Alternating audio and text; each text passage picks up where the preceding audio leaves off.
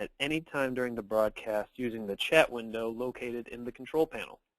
Chat questions will be answered at the end of the presentation. Today's session is being recorded, and you'll be provided a copy of today's materials following the call. Now I'd like to introduce our speaker for today. Vincent Bradley is the founder, president, and CEO of WTG. In 1993, he entered the telecommunications industry as a sales representative for Addtel Communications and was instrumental in establishing the sales division, which grew from 3 representatives with annual revenues of $1 million to a respectable-sized reseller with revenues in excess of $10 million in just 1 year. In 1996, he founded WTG and has grown the company into one of the largest master agencies in the United States. Vincent has been voted to top 10 and top 25 IT executive lists the last 3 years in a row by CRN Magazine, has served or is currently serving on advisory boards for Channel Partner Magazine, CRN's Exchange Conference, and over 20 providers. Vincent is also a council member of the Gershon-Lerman Group and a founding member of the Board of Directors for Technology Channel Association, the first and only nonprofit association for the agent channel. Vince, go ahead and take it away. Thanks so much, Sam. Really appreciate all the members of CSC, Cloud Services Community, and members for joining today. As you mentioned, WTG has been working with solution providers for a long time now, in fact, over a decade, and on a high level for over 5 years now, going to a lot of the exchange shows. We were the first master agent to enter the space. So we've helped hundreds of solution providers over the years build cloud practices. And since we are a master agent, but we heavily focus on solution provider relationships, we actually coined ourselves a connectivity services distributor a couple of years ago. And the main reason for that is so they can understand better what we do. Connectivity being the main product, services being the form of delivery, and of course the distributor is who we are. So let's go ahead and get into the content here. And the first thing we'll discuss is going to be the benefits to having a cloud sales team. So when you look at the benefits, I mean, certainly adding a new revenue stream is probably one of the main reasons why solution providers would add a team. I think some of the things that are not as well known is the fact that it's going to enable you to do more of your core business. It's actually going to help you grow what you're already doing by virtue of bundling the products and services. In addition to that, you can retain many more customers as well. So we talk about the total ownership of the customer relationship. And so, right now you've got your core products, but, we've heard from so many solution providers over the years, you get the call for the network services, you can't fix it, and you end up working on it with no pay and no control. And by adding services, not only can you control the process, you can also get paid to do so. So that total commitment really, really wins in the end. And then another thing we like to talk about is the benefits. In the benefits category would be the tremendous resources that are available to you. And I think this is really, really unknown.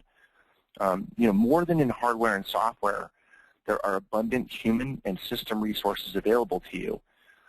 If direct, then you really need to work it. You need to dig in and find out what those resources are if you have a direct contract with a carrier. So it's a little bit tougher, but if you work through a distributor or a master agent, then you can help with quickly getting to those resources. And in addition, distributors and master agents can help you with those solutions. So a couple different ways to go there, but when it comes to resources, they're definitely there for you. When we look at the power of the recurring revenue and the annuity model, if you consider the fact that you already get the upfront compensation on your core products, but in tough times, example 2009, those upfront compensation sources can dry up, as a lot of us saw. And so adding recurring revenue can really help during those slow periods because the residual keeps coming in long after the sales do. for years, in fact. And so it's been a very nice way to dynamically allocate your compensation. And finally, we look at the loss of businesses without a service practice. More and more, we are seeing solution providers lose business to competitors that they usually win against. And a lot of them have even talked to us about this. And the main reason is because they don't have a sales practice, a services practice. And the solution there is to get one. And so, with that, we'll take it to the next slide and talk a little bit more about it.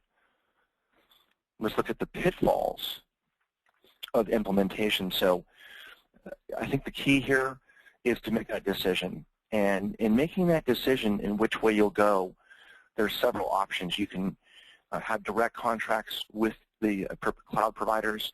You can go through a master agent. You can go through a distributor. And even other solution providers is another option as well. So that decision is so important before you start. So again, it's making that decision, and then with starting, it may not seem like a pitfall. It may seem simple, but it really does take planned action, and it's not just a business plan or a loose project module. In fact, it's really more about the business planning discussions, and that we have with everyone. And I think that the challenge here is that I can't tell you how many times we have had great business planning discussions with solution providers for them only to get back to the office and find that they've got, a couple of new projects, which is great. They're building business and they have more stuff ahead of them, but it makes it very tough to actually start the process of adding a cloud services practice. So really pushing through that natural issue that comes up for all of us and starting is the key.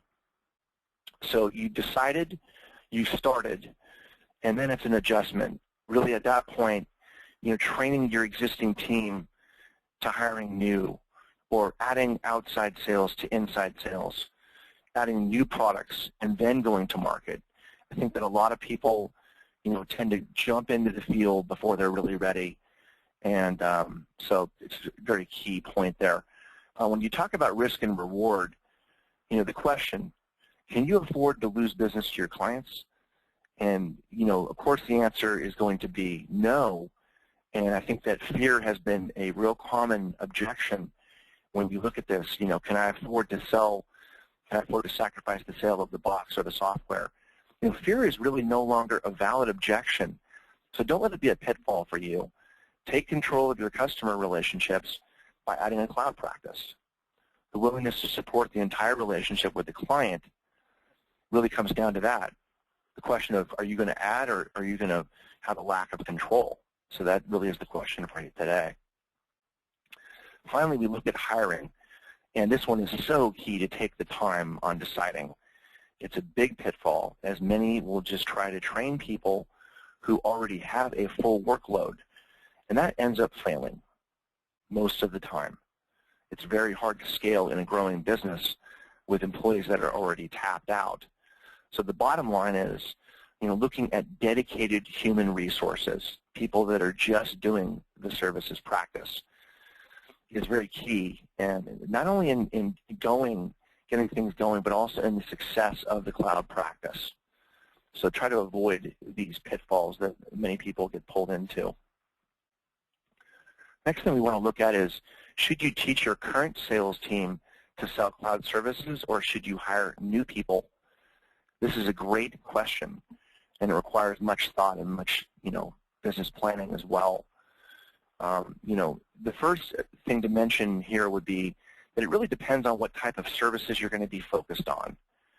For example, for a phone systems dealer, they need SIP trunking to do what they're already doing. And as a result of that, they really don't need to hire people to make that happen.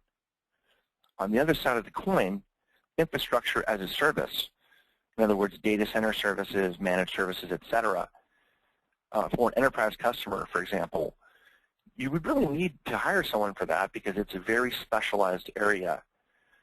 Whatever you do, give them a quota for services. So if you've got sales reps, channel managers, etc., that you're going to bring into your services practice, make sure and give them a quota And the reason for that is they will not sell as much or at all if they don't have that comfort level. It's much easier for them to continue doing what they're doing.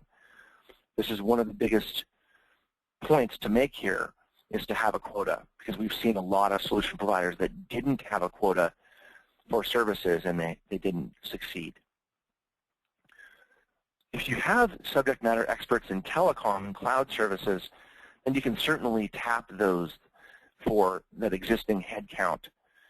And I think the key here is, just make sure that they're not a SME from back before 2000, because ultimately things have changed so much since that time. People that were in the industry, more than 10 years ago, for example, the cloud proliferation has really changed the landscape today in the services space. So, the bottom line here, if your team has the time to train, then train, train, and train again, and you can scale them into a cloud practice. If you can scale them, train them. If you can't scale them, then you should hire them. Finally, we look at resources to find this talent. You may be asking, where can I find these people if I'm interested in looking to go ahead and hire some folks? Coming from the solution provider space, you'd probably be looking at someone from the telco space, and some of the most popular areas to find those folks would be the Channel Partners Conference and Expo by Virgo Publishing, the Telecom Association, CompTIA, the Technology Channel Association, CRN, and of course the Cloud Services Community. Many of these organizations have job boards, and others are adding them, so tap them. They've got some excellent resources for you. Now we're looking at, would you start by hiring an inside or an outside salesperson? Another great question. When hiring, it's very important to weigh the pros and cons of inside versus outside sales. This will be one of the most important decisions that you'll make in this process, because it is the foundation to your success. Next, we look at the different types of compensation out there. Inside salespeople can come in, under $100,000. You could have, say, a $50,000 base and a variable compensation of, say, $10,000 to $40,000. Outside sales, however, can vary and can range from, say, $100,000 to $200,000 for the real talent. Channel managers, base may be $75,000 to $100,000. A director could be $100,000 to $150,000, and then a VP could be $125,000 to $200,000. And the variable comp on all of those positions can be about 25 to 50% of the base. So that should help you a little bit in understanding what you're getting into and some of the metrics on the finance side.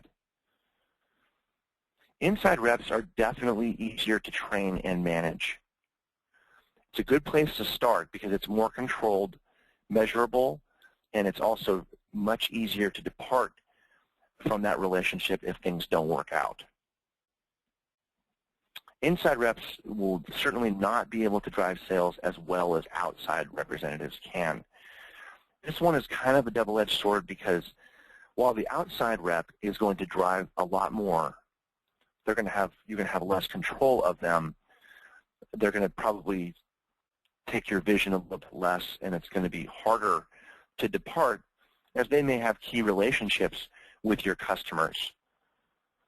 So how do you keep them loyal? A great way to do so is to have a residual compensation that ends with the termination of the employee's employment. So that's another key point to think about as well. And then finally, many of the inside reps will not be able to scale to the outside. They may have fear of speaking, confrontation, etc.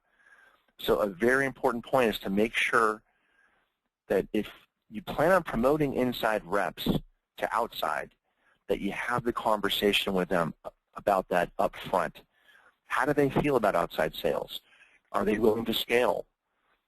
And do they have any issues with going in the field and traveling?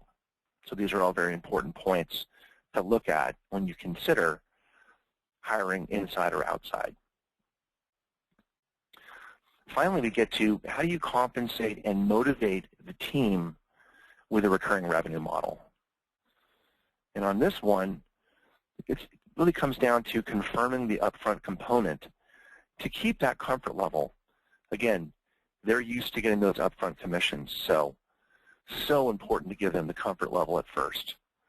Explain to them that they will have to wait a few months to see even the spiffs that are out there in the services space. And it could be a couple more months before they see the residual incomes coming in consistently. And if you're not going to pay residual, which is not recommended, by the way, because, again, we'll talk more about the finance, but you'll see in the end that the residual can be more powerful, then we strongly recommend that you beef up the upfront commission a lot. Ultimately, that is going to help the process and keep the motivation there. So there's several ways that, some of the service providers can compensate spiffs. Some providers actually provide a portion or all of the compensation up front. And so there's several different models out there for you to choose from. When we look at the residual and the annuity piece, it is very important to understand the rule of 78. We will review this on the next slide, but it is the most powerful method of compensation in any industry. It's also the hardest to get reps to understand. For that reason, we strongly recommend that the rule of 78 is a conversation for you and the management of your company, as opposed to the sales reps that will be working for you. And I'll show you why here on the next slide. We recommend using a visual, a very simple visual example of the rule as opposed to the rule of 78. So by doing that first, then you can get into the rule of 78 once they get, the key simple model down. It's important for you, again, though, to understand 78. And then we'll also look at some different models coming up in the next few slides here, and levels of involvement. There's so much flexibility today, so we want to spend some time on that point. We talked about the rule of 78 and the power of recurring revenue. It's an abstract concept, and this is a visual of that concept. In a nutshell, the concept says that if you sell X per month, every month, after 1 year, you will receive 78 times X. The rule is a good way to show the power of the recurring revenue model. It is also very useful when modeling projections and forecasts of the ROI potential from a services practice. It's excellent for the business planning phase, so a must for your comprehension and potentially for advanced sales reps. As you can see here, again, with an example of 10 being X, with 10 being sold each month for 12 months, at the end of 12 months, you compounded, $120 there in that column all the way to the right in the total. And as you go down the screen there, and you add all those numbers up, it comes out to 780, which of course is 78 times 10. Once again, it's one that you might want to look at again sometime, and if you're not totally clear on it, it is a good one to understand for the forecasting and modeling. The more simple message that I had alluded to before is illustrated here, and the question, what is the revenue potential for VARs selling telecom services? And so, a sample message that's real simple. And this is what you can use with your sales reps to help them understand the power of residual income. For example, in this visual, it talks about, could you use an extra $10,000 a month in a year from now, or $20,000 a month in 2 years? And so the example uses a $5,000 5K per month in telecom. And with $5K per month in telecom in sales, at a 15% commission, which is fairly typical in the industry, you see a compounding commission growing month by month. In the 13th month, this is right around $10,000. And then, of course, in the 25th month, it would also be close to $20,000. So the bottom line is that there's a very simple example. is going to work a lot better with some of the sales reps out there. And this is also a scalable model as well. If you give them a quota of, say, $2,500 per month, you can cut this in half. If it's $10,000 per month, you could double it. Most companies that are successful pay at least 20% of their gross profit to their reps. We have seen that number rise to 50% when the reps have a lower base. And again, as I alluded to before, can't emphasize how important it is to pay part of that residual income now that you've seen the power with the rule of 78 and this slide, which shows the compounding residual. You can see why, and they will too.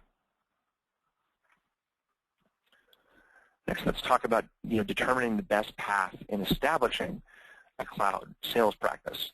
There are really now so many paths paved for you. So what we'll do is we will look at 4 different models based on the level of involvement that is possible for each VAR or solution provider. In most cases, the solution provider rep is going to be teamed. So, getting back to this first bullet really quickly, it's designed to offer a range of compensation delivery methods to the VAR partner. Key is the level of involvement. It's all about how involved they are in that sales process. And then again, the teaming. In most cases, the solution provider rep will be teamed. They'll be teamed with a trusted subject matter expert that can assist them with the responsibilities that are assigned to them per the level of service listed. A subject matter expert could be an agent, could be an in-house rep, could be a provider, a master agent, or distributor. So there's several different possibilities there with that teaming. And then finally, we will look at some different models that are non-exclusive for the life of the contract. In other words, they can scale. So you can go from one level to the other in most programs. And, again, not exclusive for the life of the contract. The solution provider will generally scale with the program as they become more familiar with connectivity providers, and hence have the ability to take care of the entire process on their own.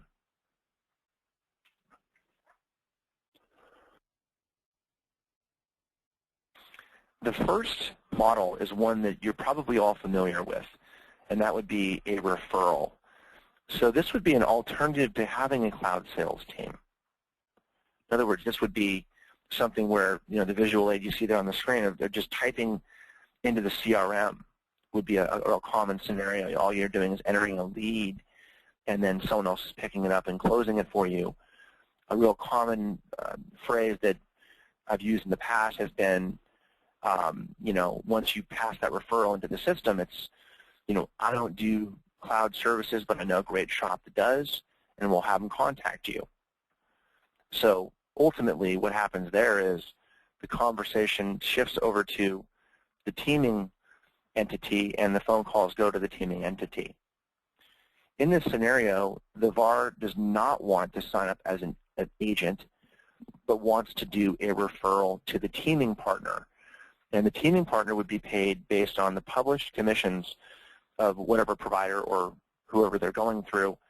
The typical gross profit split here would be about 30 to 40% for the VAR and about 60 to 70% for the teaming partner. Again, all you're doing is throwing a lead over the fence and adding a new revenue stream. This is nice. This model has matured a lot in that it used to be, what a lot of you have probably done as well is exchange leads with another party. We don't recommend that, and the reason for it is because inevitably one party always ends up giving more than the other party. So I think a lot of people are probably smiling when they hear that because it's such the truth. What's nice about a lot of programs today is that they're all automated where, you're being paid and the teaming partner is being paid by the entity that you're both related to. So services practice with limited engagement. So let's just say you want some on-the-job training. A VAR that signs as a VAR partner and relies on the teaming partner to perform a majority of the sales and support processes. In other words, what you really need to be doing there is, bring a very warm or hot intro to a customer, maybe via a conference call, a very persuasive communication with good recommendations. So in this case, the teaming partner would lead in the conference call. Now, of course, the solution provider could be on the phone and learning, that on-the-job training I alluded to. Other things like bill review, customer service, quoting, paperwork, and additional needs, could be that are not listed, would be no problem. I mean, really what it is that the VAR is going to be learning from the teaming partner, going to be learning the business essentially. Typical gross profit splits here would be about 60% to the VAR and about 40% to the teaming partner. So a big shift here. By just being involved a little bit, the result is so great by having, the solution provider involved in the sales process. The sales close a lot more often, and so it's a big shift in the compensation, with the majority now going to the VAR as opposed to the teaming partner. Service practices with heavy engagement. This would be a solution provider that signs up, but also would be assigned to a teaming partner. Only in this case, it would be only to advise or assist, kind of like a conciliator in terms of the sales and support process. The role here could include provider recommendations, if the VAR is not sure which way to go, joining conference calls, and an advisory role, sitting back and listening and chiming in when necessary, assisting with the quote process but not necessarily running it, and then finally provisioning escalation, which can be very key, and then other minor front-end assistance. In this scenario, it's the vast majority of the gross profit going to the solution provider, maybe 80%, where probably 20% would go to the teaming partner on average in this scenario. Service practices that are fully engaged. This would be very similar to our agent partners that are out there, and they do everything. So in other words, they're a full agent or VAR partner. They want to do all of the sales and support work with no additional help from the teaming partner. The compensation would then probably fall under one of the traditional programs of the entity they're working with. There's no teaming here, and so it's 100% of the commission. Again, as a reminder, typically there are many programs out there that allow you to scale through these levels. And most common what happens is people will sign up on either, say, a referral program or a limited engagement program and scale up to heavy or full engagement. However, we have seen companies who have, been downscaling, like in 2009, as I alluded to earlier, have actually been fully engaged or heavy engaged and moved down. And what we've been able to do is counsel them on how to do that effectively. So again, the scalability of a program is the key. Next, let's move on and talk a little bit about how to expand the cloud sales team. And so in looking at this question, the first thing to look at would be, when you expand it, how do you adjust it? And that's a question that we've spoken with a lot on over the years. Most will start with an inside rep, and that's understood. As stated before, though, you really need to go outside and have outside reps to have true success. It's tough to scale and grow services to a significant level unless you actually have representatives in the field. This also means looking at director and or VP level folks to manage them. So keep that in mind. You're going to have, once you've got enough of a critical mass of representatives, you will then need someone to manage them, and that's an important factor. So also kind of a pitfall out there that we've seen is that people hire these sales reps and they don't hire someone to manage them, and inevitably they don't have the success that they probably could have had they really truly thought the business plan through. So look at the big picture on that one. In addition, most start with simple products. I mentioned SIP earlier, and it's just absolutely necessity for everyone to kind of consider the complex products as well, the WAN, infrastructure as a service, etc. So we talked about that earlier example of SIP, but again, you're not going to scale. if you're just doing SIP. It's something that you need to do what you're doing anyway, so you're really not, truly investing in that practice if you're not scaling outside of the simple products. I strongly recommend, the need to get into the entire network, MPLS. So, look at their WAN, look at their, wide area network, look at the different technologies that they have today, where are they going. But it's not just the WAN, it's also, where is that WAN connected? It's connected somewhere, and typically it's connected back to a data center. And that's where infrastructure as a service can come in. So look at the big picture and get all of the business that comes your way.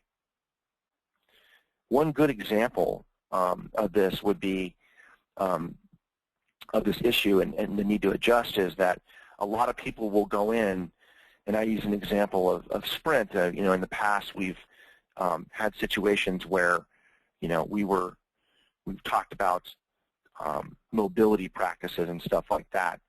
And so there's been cases we've seen with solution providers where, they didn't have mobility. And so the Sprint rep ends up just going in and saying, oh, okay, did you know you can connect your WAN, your MPLS network, to, your wireless network and all your devices, tablets, et cetera, without touching the public internet? And the CTO is smiling and saying, oh, I did not know that. And so again, the bottom line here is to look at all those products and services, make sure you understand them so that you're capable to go to market and win. And finally, we look at dynamic networking. So, when you're working with agents, that's one way to do it. But also, other VARs that don't do what you do. I know a lot of people are probably wondering about that. It's a little bit awkward to be working with other VARs to do stuff because it's a little bit intimidating. Maybe they'll eventually add the services that you have, et cetera. I think that's where the organization that you may be working with to establish the cloud team can help you with those things. And it's really looking at other organizations that, don't do what you do and that also allow you to scale your practice. So when we talk about this, again, what about SPs that don't compete with you? Keep that in mind. We've seen huge wins with hardware solution providers working with software solution providers and vice versa. So that really is the key there. You've got to have that dynamic networking. And that really is the key, in my opinion, to expanding your cloud sales team as well. You've got to look at the whole picture as opposed to just adding more reps. So that does conclude my presentation on how to effectively build and incentivize a cloud team. Before opening up for questions, I did want to invite anyone to reach out to me if you'd like to discuss this content or anything related to it. I'm a big fan of the channel, the convergence of telecom and IT, and feel that we are just beginning on this road, especially with cloud proliferation and big data upon us. My contact information is at the bottom of the slide, and so feel free to reach out to me. And once again, thanks to everyone for joining us today. Now let's open it up for questions, and I will hand it back to Sam for that purpose at this time. Sam? Yeah, great. Thank you very much, Vince. That was excellent. Yep, we will be now opening up for questions. If you would like to ask a question, we have a couple different ways to do that. One way is you can raise your hand using the Raise Hand button located in the GoToWebinar control panel. And if at any time your question has already been answered, please lower your hand or move yourself from the waiting list. And also, if you prefer, you can also ask a question via chat or the question box, also both located in the lower right-hand corners of your screen. And it looks like we already had one come in. Vince, what are your thoughts about commissions-only compensation? Commission-only compensation, great question. And in fact, it's one that I've been reading a lot about. Recently I read an article yesterday that was talking about employee sharing. And as a result of that, this is becoming a much more increasingly popular area. When it comes to commission only, the key is going to be loyalty. It's the biggest factor that you're going to have to consider when you bring people on with commission only. Again, if they're not a W-2 for you, there is a thing called a 1099 W-2, but ultimately it's not really something that's in your control. So the key here, in my opinion, would be always be looking to put them in a box in terms of what they're doing and the scope of their work. And again, it can be very tricky as well, because if you've got them doing any administrative tasks, the thing to avoid would be any admin doing the same thing every day. So it's really more about having folks, as I alluded to on one of the previous slides, where I talked about, bringing in different relationships. So this would be a scenario, the 100% compensation scenario would be one where you'd maybe reach out to another VAR who doesn't do what you do. As far as bringing on reps at 100% commission, you just need to be careful, I think, of HR issues would be the number one answer I would give to that. Excellent. Another question here. How do you measure your cloud sales team's success? What do you measure aside from revenue? That's another great question, and I think that customer satisfaction is going to be probably the number one in this arena. For example, for those of you that are not currently measuring the satisfaction of your clients, this is something you probably want to start doing, especially if you're looking at adding a cloud sales practice. Ultimately, it's a very good point.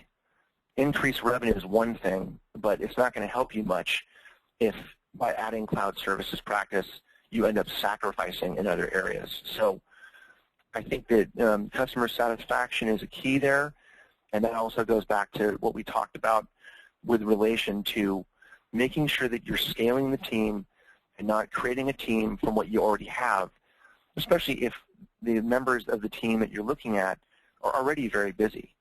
They're not going to be able to scale, and you might have some issues there. So customer satisfaction would be one thing that you could measure. I think also retention is another huge one related to customer satisfaction, but not directly. So how long are you keeping your customers? Once you've got them, is services helping you increase that retention? So I think those are probably the two big ones, customer satisfaction and retention. Excellent. How do you address churn as it relates to compensation? Another good question. So this is a very tough one. We've seen a lot struggle with this, and it has a lot to do with the fact that you're dealing with something so far after it happened, especially when you're looking at the annuity practices, because it could be a year later. You may have compensated. Oh, let me back up for a second. So if you've elected to compensate a rep based on the contract value, which could be 2 or 3 years, and paying them all up front, then you have a big exposure on this one. Because if that customer leaves after 1 year and you've already paid the rep for 3 years, then obviously you've overpaid for that. This is, again, another reason that I strongly recommend the recurring revenue and annuity strategy, because you're paying based upon what has actually, the revenues that occur when they occur. Sure, there could be a spiff, and there could be a piece of the compensation up front, but really the big lion's share of the compensation per the rule of 78 is going to happen over the years to come. So the bottom line here is that strongly recommending that you just pay them based on those residuals as you get them as opposed to upfront. If you choose to pay your reps up front, then the most common practice we've seen is maybe only to pay for 1 year as opposed to maybe 2 or 3. So you're not really paying on contract value, you're paying on maybe a 1-year period of time. One other thing we've seen on that one has been a holdback for churn. What some organizations will do is pay 95% of the compensation. It really depends, though, on the company and the types of services being sold. If you're selling SIP on month-to-month contracts, again, it probably will be sticky. but you never know. If you're, on the other hand, if you're selling, dark fiber services on a 10-year contract, that's probably not going to go away.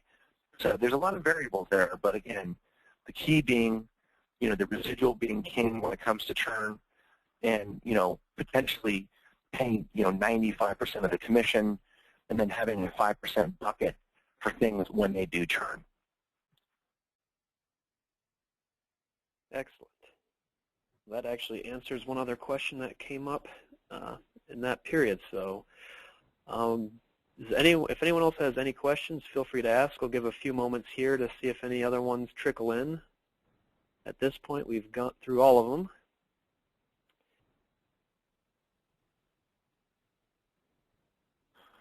Oh, here's another one. What about add-on sales? Do you pay on those? Yes, add-on sales is another real tough one in the industry. So these are great questions, these last couple especially. With add-on services, you kind of need to pay on them. Otherwise, again, you're not going to see that best practice of maintaining the customer, because you have to ask that question to yourself. Are you in this to get the customer acquisition, to go to market with the services in addition to your core services and products, or are you looking to upsell this to your existing customer base?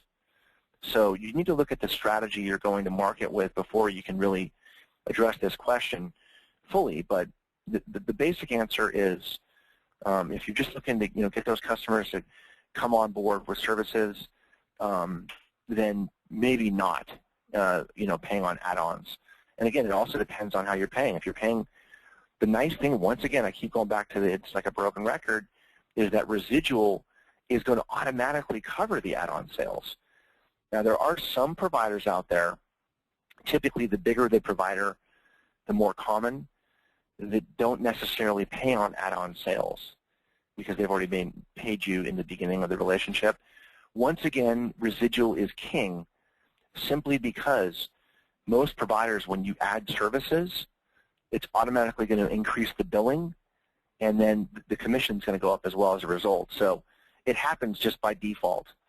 So again, another reason to focus on the recurring side when you're compensating folks. So the answer is yes. I mean, typically compensating on add-on sales is a best practice. And again, if you really want your representatives to be focused on the customers and trying to build those relationships and trying to build the revenue for the company, then you definitely need to consider paying on add-on services. Excellent. I'll another few moments here to see if any other questions trickle in. We didn't have any new ones between that one and here.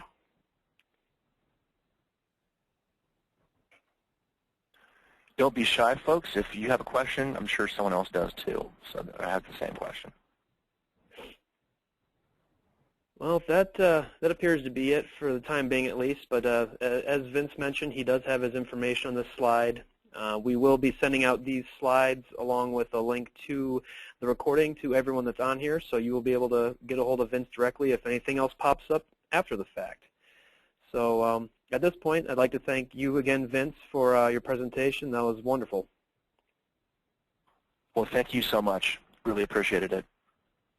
Definitely. All right, everyone, this concludes the broadcast. Thank you for attending.